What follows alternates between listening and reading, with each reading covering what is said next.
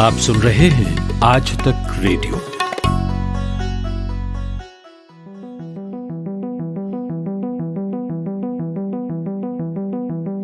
Lakshmi Vilas bank, आज से इस बैंक का अस्तित्व खत्म हो गया। इस बैंक का विलय डीबीएस इंडिया में हो गया। विलय के कुछ नियम होते हैं और उसके मुताबिक आज लक्ष्मी विलास बैंक के शेयर एक्सचेंज से डिलीट हो गए। अब लक्ष्मी विलास बैंक के सभी ब्रांच का नाम बदलकर डीबीएस इंडिया हो गया है और साथ ही इसकी इक्विटी भी पूरी तरह खत्म हो गई। बैंक के विलय के साथ ही ग्राहकों और निवेशकों के लिए बहुत कुछ बदल जाता है। इस पॉडकास्ट में बात करेंगे विलय के बाद होने वाले बदलाव की, साथ ही चर्चा करेंगे उस खोए हुए भरोसे के लौटने की भी, जिसके कारण 94 साल पुराने इस बैंक का विलय हुआ। क्या वो खोया हुआ भरोसा इस विलय के साथ लौट पाएगा? नमस्कार, मैं हूं ऋतुराज और इस पूरे विलय पर और उस भरोसे पर जिसका जिक्र अभी मैंने किया, बात करने के लिए मेरे साथ हैं आर्थिक मामलों पर नजर रखने वाले इंडिया टुडे हिंदी पत्रिका के associate editor Shubham Shankhdhar. Shubham sir, सबसे पहले यही समझते हैं कि विलय के बाद आखिर क्या क्या बदल गया है या बदल जाता है निवेशकों के लिए और ग्राहकों के लिए। जी देखिए, बिल्कुल सही। जैसा आपने बताया कि आज सुबह जब बैंकों की ब्रांच खुली होंगी तो जो कल तक लक्ष्मी विलास बैंक था वो आज लक्ष्मी विलास बैंक ना रह के डीबीएस बैंक इंडिया नाम से खुलेगा। आज से आप जब ग्राहक कहलाएंगे तो जो लक्ष्मी विलास बैंक के ग्राहक आप गुरुवार तक थे, शुक्रवार से आप डीबीएस बैंक इंडिया के ग्राहक कहलाएंगे। ये समझना जरूरी है कि बैंकिंग सिस्टम की भलाई के लिए, निवेशकों की भलाई के लिए, जमाकर्ताओं की भलाई के लिए आरबीआई ऐसे कदम उठाता है कि जब एक किसी फंसे हुए बैंक को या कमजोर बैंक को जो कोलैप्स होने की कगार पर हो, उसको किसी दूसरे बैंक के साथ मर्जर कर सकता है। Banking section 45 of banking regulation act 1949 RBI को ये ताकत देता है। और यही हुआ जब ये देखा गया कि लक्ष्मी विलास बैंक के जो एनपीए थे वो करीब 25% हो गए थे। 25% एनपीए का मतलब ये हो गया कि 100 रुपए में से 100 रुपए का जो कर्ज बैंक ने बाजार में बांटा उसमें से 25 रुपए अब लौट के नहीं आए। 90 दिन से ज्यादा जिन्हें हो गया और वो एनपीए हो गए। जब ऐसी स्थिति आ गई तो आरबीआई ने यह फैसला लिया कि लक्ष्मी विलास बैंक को मर्ज कर दिया जाए डीबीएस इंडिया के साथ। और डीबीएस इंडिया भी तैयार हुआ कि 2500 करोड़ की वो नई कैपिटल इन्फ्यूज करेगा और जितने भी बैंक के रिजर्व्स हो गए, जितने भी बैंक के पुराने कह लीजिए कि सरप्लस हो गई, रिजर्व्स हो गए, उन सबको रिटर्न ऑफ कर दिया जाएगा। तो ये बदलाव आया सबसे बड़ा कि आज जब फ्राइडे को बैंक की ब्रांचेस खुली तो वो डीबीएस बैंक इंडिया के नाम से खुली। अब आपके सवाल की क्या बदलेगा निवेशकों के लिए और ग्राहकों के लिए, तो देखिए, ग्राहकों के लिए तो सबसे पहले बदलना होगा अपने चेकबुक को, अपने एटीएम कार्ड्स को, अपनी पहचान को। अगर आपकी आप बैंक के कस्टमर हैं तो कैसे पता चलता है आपकी पासबुक? अच्छा सर, यहीं पे एक सवाल पूछना चाहूंगा कि ये फ्री में होगा या इसके लिए पैसा देना पड़ेगा?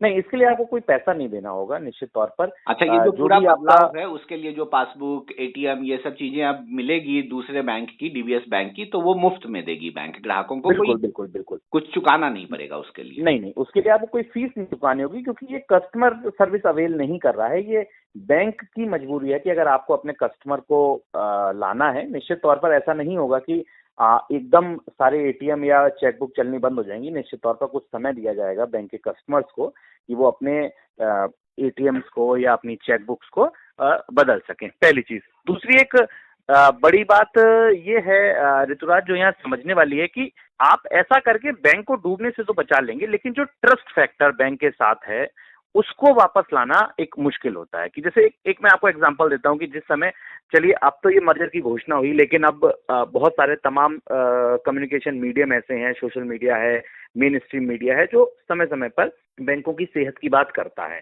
एक आंकड़ा बड़ा इंपॉर्टेंट ये है समझने वाला कि मार्च 2018 तक बैंक के पास जो टोटल जमा थी वो 33,309 करोड़ की थी, जो सितंबर 2019 यानी करीब 1.5 साल बाद 27,864 करोड़ रह गई थी।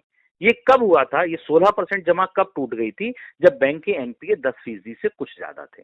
यानी कि लोगों को ये तभी समझ आ गया था कि एनपीए बढ़ रहे हैं, एनपीए बढ़ने से बैंक की स्थिति खराब हो सकती है। यस बैंक का, पीएमसी बैंक, तजुर्बे उनके पास थे, तो उन्होंने खुद ही सतर्क होकर तिमाही नतीजों में मैनेजमेंट की कमेंट्री और तमाम एक्सपर्ट की कमेंट्री डीबीएस बैंक के लिए, लक्ष्मी विलास बैंक के लिए सुनी। तो निश्चित तौर पर उनका भरोसा वहीं डगमगाने लगा था और 16% बचतें जो बैंक का मुख्य रीढ़ होती है जिन पर वो कर्ज बांटते हैं वो टूट रही थी। 16% बचत वहां कम हो चुकी थी। तो ये समझना जरूरी है कि बैंक को डूबने से आपने बचा लिया, ग्राहकों को आप डीबीएस का कस्टमर बना देंगे, लेकिन वो जो ट्रस्ट फैक्टर है जो लक्ष्मी विलास बैंक से टूटा था उसको दोबारा पाने में कितना समय लगता है।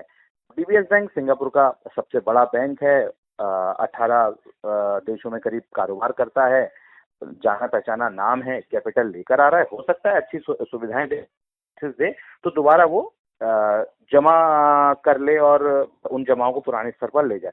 लेकिन निश्चित तौर पर निवेशकों के नजरिए से अगर आप देखें तो निश्चित तौर पर जमाकर्ताओं को तो कोई नुकसान इसलिए नहीं होता है क्योंकि उनकी जो जमा है वो बैंक में सेफ होती है। निश्चित तौर पर मोरेटोरियम के दौरान कुछ समय की एक पाबंदी थी कि वो अपना पैसा नहीं लगा सकते, लेकिन अब वो भी नहीं रही है। लेकिन हाँ, निवेशकों के नजरिए से लक्ष्मी विलास बैंक एक बड़ी भूल के तौर पे भी देखेंगे निवेशक इसको।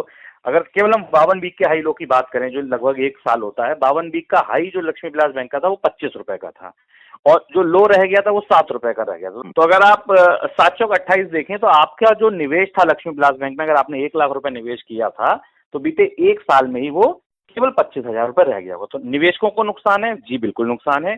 जमाकर्ताओं के नजरिए से देखें तो शायद जमा वापस आ जाए डीबीएस के साथ, लेकिन जो ट्रस्ट फैक्टर है एक लक्ष्मी विलास बैंक के साथ एक शेडी बैंक हो गया है, क्योंकि तो लोग कितना उस पर भरोसा दोबारा जता पाएंगे ये आने वाले दिनों में पता चलेगा। ग्राहकों के लिए क्या बदल जाएगा कि नई पहचान के साथ अब बैंक खुलेंगे तो वो लक्ष्मी विलास बैंक के कस्टमर ना होकर डीबीएस के कस्टमर हो जाएंगे। ठीक है सर, ये पहली बार भी हुआ है कि जब किसी भारतीय बैंक को डूबने से बचाने के लिए विदेशी बैंक में विलय करने का फैसला लिया गया है। इसे कैसे देखा जाए?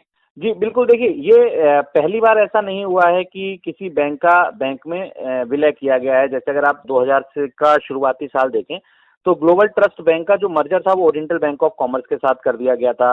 1990s में अगर आप 90s में देखें तो न्यू बैंक इंडिया का मर्जर जो था वो पंजाब नेशनल बैंक के साथ कर दिया गया था। लेकिन हाँ, निश्चित तौर पर ये पहली बार ऐसा हो रहा है जब किसी विदेशी बैंक में किसी भारतीय बैंक को मर्ज किया जा रहा है। विदेशी बैंक के पीछे एक बड़ी बात समझने की ये है कि अभी भारत के बैंकों की ऐसी स्थिति या भारत की जो संस्थाएं बैंक, अगर हमने देखा आईडीबीआई को उभारने के लिए एलआईसी को सामने कर दिया गया, हमने देखा यस बैंक को उभारने के लिए एसबीआई को आगे कर दिया गया। अभी भारत के बैंक अपने आप पूंजी में इतने मजबूत नहीं है, इतने बड़े नहीं है कि वो किसी दूसरे बैंक को अपने कंधे पर बैठाल सकें। और एक बीमार को अगर आप दूसरे बीमार के कंधे पे बैठाल देंगे तो क्या होगा, वो दोनों की सेहत खराब हो जाएगी। तो समझने की जरूरत यह है कि एक ऐसे बैंक को बचाना जरूरी था जिसके 25% एनपीए 24.45 यानी करीब 25% के एनपीए हो गए थे। 25% के एनपीए का मतलब जैसा मैंने बताया कि अगर किसी बैंक ने 100 रुपए का कर्ज बाजार में बांट रखा है तो उसमें 25 रुपए का कर्ज करीब ऐसा है जो अब वापस नहीं लौटेगा, डूब गया कर्ज 90 दिन से ज्यादा, जिसकी वापसी डिले हो चुकी है।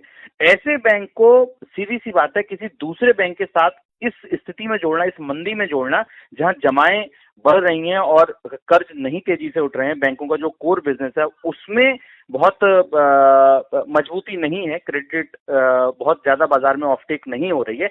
ऐसी स्थिति में किसी एक बीमार बैंक को किसी बड़े बैंक के कंधे पर रखना शायद उचित नहीं था, इसीलिए एक विदेशी बैंक को लाया गया है। आरबीआई का अभी सुझाव भी हाल में आए हैं कि कॉर्पोरेट्स को बैंकिंग दी जाए, या इन सबके पीछे की दरअसल वजह यह है कि जो भारत की बैंकिंग है वो एक कठिन दौर से अब गुजर रही है, क्योंकि उसको सस्ती जमा चाहिए जो बचत से जुड़ी है, बचत घटेंगी तो दिक्कत, सस्ता फंड नहीं मिलेगा तो दिक्कत, कर्ज सस्ता करना मजबूरी है क्योंकि अर्थव्यवस्था को सहारा देना है। तो अब ये एक ऐसी स्थिति में है जैसे कहते हैं ना मेढक तोलने जैसी स्थिति है कि आप एक को रखेंगे दूसरा कूदेगा, दूसरे को रखेंगे तीसरा कूदेगा। तो ऐसी स्थिति में निश्चित तौर पर आप आने वाले दिनों में भी देखेंगे अगर बैंकिंग में कोई बड़ी दिक्कत आती है तो बड़े कॉर्पोरेट्स, बड़ी एनबीएफसी, विदेशी बैंक और भारतीय बैंकों का अधिग्रहण करते हुए, मर्जर होते हुए आप देख सकते हैं। ट्रस्ट की बात आपने की सर, ट्रस्ट पे ही हम लौटना चाहेंगे कि आज से जो है वो 25,000 रुपए वाली जो लिमिट लगाई गई थी वो भी खत्म हो जाएगी। इससे कुछ विश्वास लौटेगा क्या? देखिए, मोरेटोरियम की जो लिमिट थी वो आज से खत्म हो जाएगी, लेकिन जैसा आप कह रहे हैं ना बैंक पे ट्रस्ट वाली बात है, तो बैंक के ट्रस्ट को आपको ये समझना पड़ेगा कि आज तो हम ऐसी स्थिति में हैं जब 24% से ज्यादा एनपीए हैं, लेकिन जिस दिन इस बैंक के एनपीए केवल 10% से ज्यादा थे उसी समय से लोग लगातार अपनी बचत को वहां से निकालने लगे थे। मार्च 2018 में लक्ष्मी विलास बैंक के पास कुल 33,309 करोड़ रुपए जमा थे, छोटे छोटे ग्राहकों के, छोटी छोटी बचतकर्ताओं के। भारत में जनरली जो बचत होती है, लोग ये करते हैं कि बैंक में डाला और भूल गए कि ठीक है हमारा बैंक में पैसा सुरक्षित रखा है। ये सुरक्षा, ये विश्वास, ये भरोसा होता है बैंक के साथ। मार्च 2018 में जो जमाकर्ताओं का 33,309 करोड़ रुपया था, वो सितंबर 2019 आते आते केवल 27,864 करोड़ रह गया। 16 से ज्यादा की ये गिरावट ये दिखाता है कि बैंकों पे लोगों का जो भरोसा था वो पहले से डगमगा रहा था। एक पहले से जब आपका भरोसा डगमगा रहा हो, मतलब आप ऐसे समझ लीजिए कि आपने एक दोस्त को कर्ज दिया जो आपको कई बार से टाल रहा है कि हाँ हम दे देंगे दे देंगे दे देंगे दे देंगे, और उसने एक दिन एक ऐसी तिथि दी कि उसने फोन भी स्विच ऑफ कर लिया, तब आप क्या करेंगे? तो मोरेटोरियम का लगना दरअसल वैसा है कि एक बैंक दिक्कत में है, ये हमें काफी लंबे समय से दिख रहा था, लोग अपनी जमा हटा रहे थे, उसमें मोरेटोरियम का लग जाना।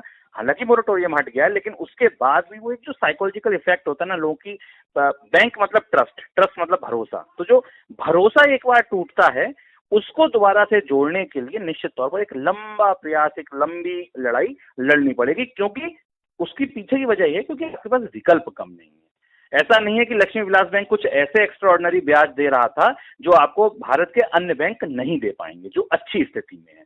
तो निश्चित तौर पर वो भरोसा, या तो मुझे लक्ष्मी विलास बैंक से कुछ ऐसा मिल रहा था जो कहीं और नहीं मिल रहा है। जब मुझे लक्ष्मी विलास में बैंक में एफडी करा के 6% मिल रहा है और मान लीजिए ICICI, HDFC, SBI, PNB, BOB किसी और बैंक में भी 6% मिल रहा है, तो मैं एक ऐसे बैंक के साथ जो अब जिस पर कहीं ना कहीं दाग लग चुका है उसके साथ क्यों रुकना चाहूंगा। तो ये हम आने वाले दिनों में देखेंगे कि बचत किस तरह टूटती है और क्या डीवीएस उस पुरानी जो पहचान है, लेगेसी है, जहां पर अच्छी प्रेजेंस है, उसको वापस पा पाएगा। और अंत में सर एक बात और समझना चाहेंगे, इतिहास से बहुत कुछ सीखते हैं। पास्ट में भी आपने बताया कि बहुत सारे बैंकों का विलय हुआ है, कितना सक्सेसफुल रहा है वो, और क्या अभी ये उम्मीद की जा सकती है कि हाँ चलो ये वाला भी ठीक रहेगा? देखिए बिल्कुल, अगर निवेशकों की दृष्टि से देखें, जमाकर्ताओं की दृष्टि से देखें, ये एक अच्छा स्टेप है। आरबीआई ने बैंकिंग सिस्टम पर एक बैंक का डूबना एक बहुत बड़ा संकट बैंकिंग इंडस्ट्री के लिए, आपकी इकोनॉमी के लिए, एक ऐसी अर्थव्यवस्था में आप हैं जब आपको ग्लोबल इन्वेस्टर आपके इन्वेस्ट करते हैं, उनके लिए निजी निवेश के नजरिए से कई नजरियों से खराब माना जाता है। तो इसीलिए बैंकिंग रेगुलेशन की सेक्शन 45 आरबीआई को ये ताकत देती है कि अगर आप जमाकर्ताओं के हित को प्रभावित ना कर रहे हैं या मतलब हो रहे हो, तब या आप बैंकिंग इंडस्ट्री के हित के लिए ऐसे कदम उठा सकते हैं। और इसीलिए जब कोई और रास्ता नहीं दिखता है तो मर्जर का या इस तरीके का नियम, इस कदम उठाया जाता है। पिछले बैंक जो मर्ज हुए उनको निश्चित तौर पर चाहे वो पीएनबी का मर्जर हो, उसको अपने अंदर समेटा, उनकी सारी जो चीजें थी उनको बेटा, और लॉन्ग रन में अगर आप देखें तो किसी को नुकसान नहीं हुआ। नुकसान केवल तब माना जा सकता है, या नुकसान मर्जर कब अच्छे नहीं माने जाएंगे जब कोई टैक्स पेयर की मनी से उभारा जाए। मतलब मेरा अपना निजी ये मानना है कि एलआईसी से आईडीबीआई को उभरवाना या एसबीआई से किसी बैंक को उभरवाने से ज्यादा बेहतर ये है कि आपने एक विदेशी बैंक को ये बैंक बेचा या कह लीजिए मर्ज किया, जिसने एक फ्रेश 2,500 करोड़ की पूंजी आपके बैंक में डाली है। शुक्रिया शुभम सर अपना समय देने के लिए। आज हमने लक्ष्मी विलास बैंक पर बात की। लक्ष्मी विलास हम अभी भी कह रहे हैं, लेकिन आज से वो डीबीएस बैंक हो गया है। लक्ष्मी विलास बैंक का जो नाम है, जो अस्तित्व है, वो आज से खत्म हो गया ग्राहकों के लिए। ग्राहकों के लिए क्या कुछ बदल जाएगा या बदल गया है आज से, आपने इसे समझाया। और एक जो भरोसे वाली बात है बैंक को लेकर, लक्ष्मी विलास को लेकर, वो डीबीएस के साथ लौटेगा या नहीं, ये एक चिंता का विषय है जो आने वाले समय के साथ हमें और खुलकर नजर आएगा। शुक्रिया शुभम सर अपना समय देने के लिए। शुक्रिया। कैसा लगा आपको हमारा यह पॉडकास्ट? कोई सुझाव हो या कोई शिकायत तो लिख भेजिए हमें। हमारा ईमेल पता वही है radio@aajtak.com। शुक्रिया।